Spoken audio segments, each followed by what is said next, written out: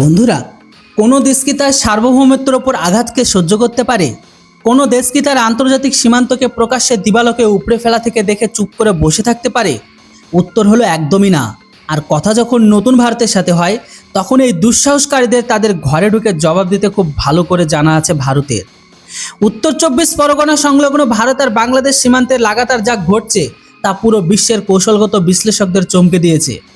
বাংলাদেশ একদিকে ভারতের সামনে পায়ে পড়ে মরা কান্নাকাটি করছে, অন্যদিকে ইউএনএতে গিয়ে ভারতের খেলাফ ভারতকে সব থেকে বড় দাঙ্গাবাজকারী দেশ হিসাবে উপস্থাপন করছে।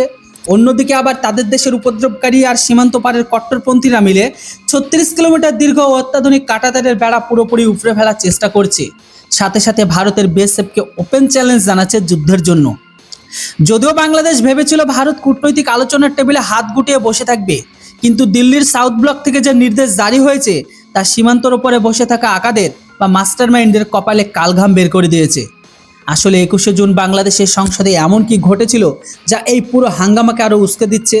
আর ভারতীয় নিরাপত্তা বাহিনী গ্রাউন্ড জিরোতে কোন ডিজিটাল চক্রব্যূহকে অ্যাক্টিভেট করে দিয়েছে? আজকের এই স্পেশাল ডিফেন্স অ্যানালাইসিসে আমরা এই পুরো ষড়যন্ত্রের একটি পরত খুলতে চলেছি।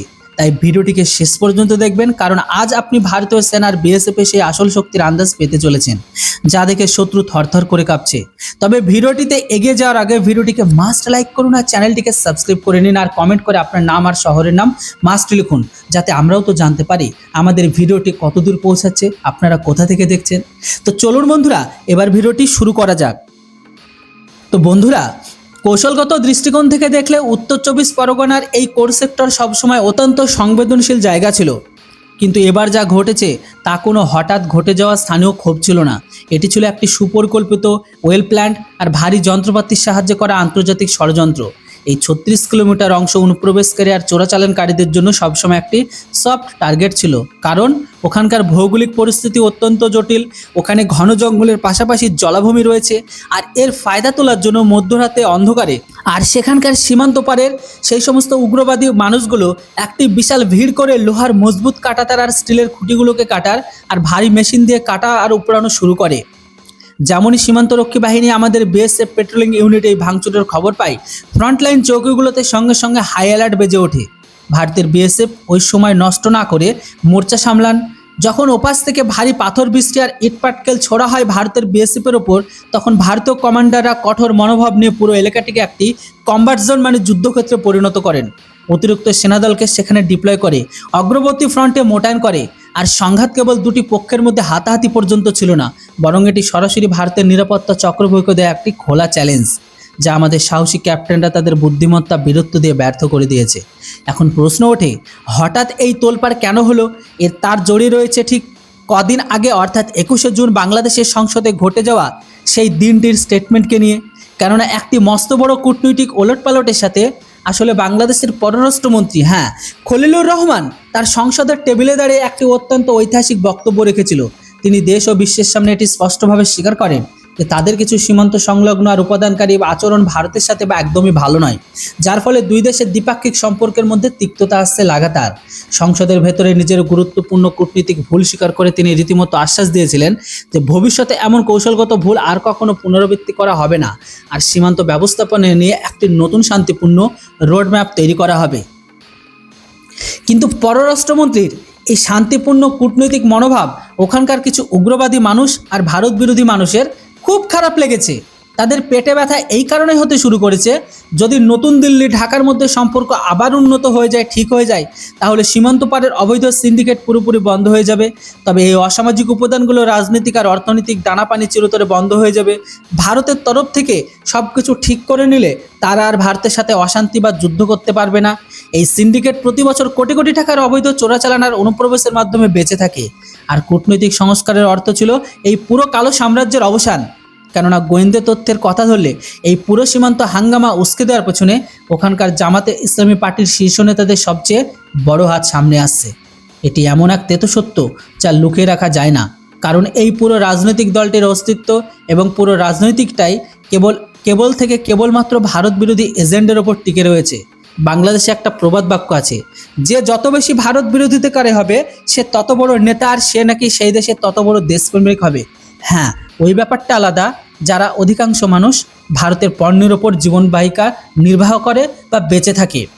যখন তারা দেখলো যে সংসদের ভেতর থেকে কূটনৈতিক মোড় ঘুরছে, বাংলাদেশের সরকার ভারতের সাথে সহযোগিতা বাড়ানোর দিকে পদক্ষেপ নিচ্ছে, এখন রাতারাতি নিজেদের ক্যাডার, স্থানীয় চোরাকারবারি আর উপদ্রবকারীদের উস্কে দিয়ে এই পুরো 36 কিলোমিটার ফেন্সিং প্যাচকে নিশানা বাড়ানোর ষড়যন্ত্র করে ফেললো, যাতে দুই দেশের মধ্যে আবারও নতুন করে উত্তেজনা তৈরি করা যায়।